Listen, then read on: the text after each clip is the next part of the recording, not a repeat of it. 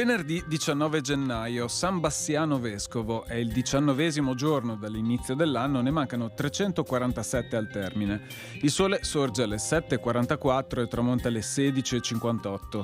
La luna si leva alle 11:47 e tramonta all'1:47.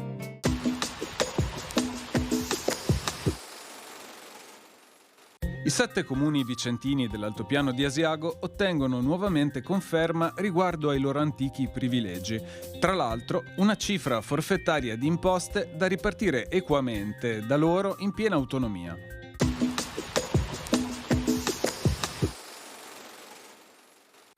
Le previsioni per domani. Tempo stabile in prevalenza soleggiato con aria tersa ed ottima visibilità.